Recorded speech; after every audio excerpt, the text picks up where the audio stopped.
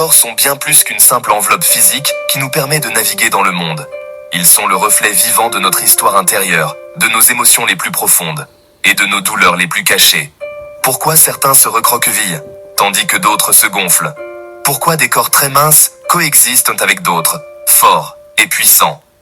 Ces différences ne sont pas qu'une affaire de hasard ou de génétique. Elles racontent l'histoire de nos blessures émotionnelles acquises dans l'enfance. Rejet, abandon, humiliation, trahison et injustice.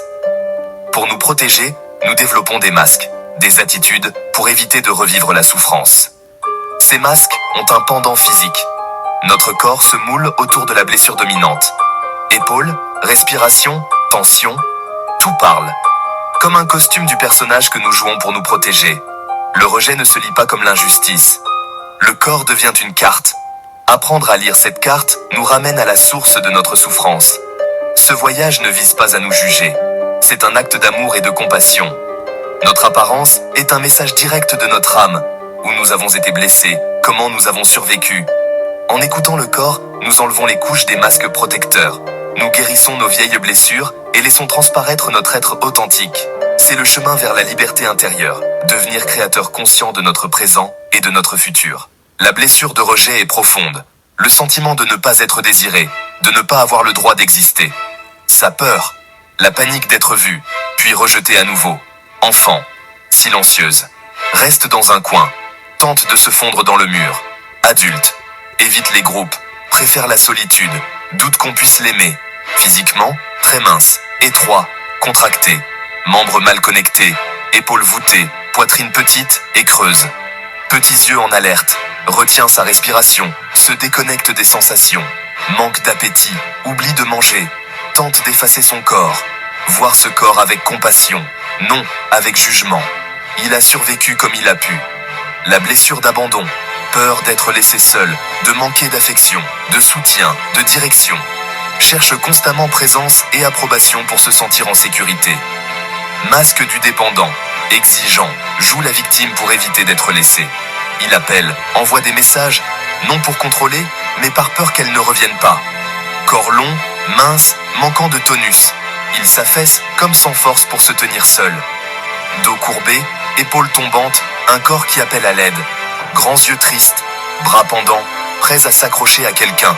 Structure peu ferme, énergie tournée vers l'extérieur, il ne reste plus assez pour se soutenir. Ce manque de tonus n'est pas de la paresse. C'est une croyance intérieure profonde. Le corps dit « S'il te plaît, ne me quitte pas ». Offrons-lui du soutien et de la douceur. La blessure d'humiliation. Honte liée au corps et au plaisir. Sentiment d'indignité. Masque du masochiste. Se charger, servir, se punir, jusqu'à l'épuisement. Morphologie. Corps épais, ronds, lourds. Mouvements restreints, comme retenu. La nourriture comble un vide. Puis la culpabilité renforce la honte. La blessure de trahison. Confiance brisée. Méfiance profonde. Masque du contrôlant. Tout prévoir, tout diriger. Corps puissant. Épaules larges et taille étroite. Ou bas du corps fort et enraciné. Tension, muscles prêts à l'action. Une armure pour cacher une grande vulnérabilité.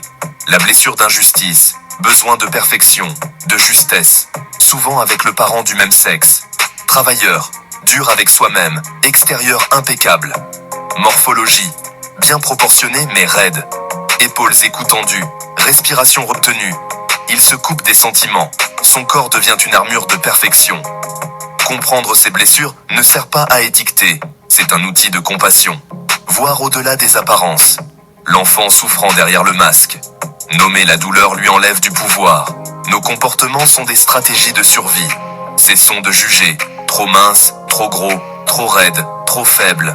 Écoutons le message du corps. Permettre aux fuyants de rester. Aux dépendants de se tenir seuls. Aux masochistes de goûter le plaisir. Aux contrôlants de lâcher. Aux rigides de ressentir. En embrassant nos blessures, nos masques tombent.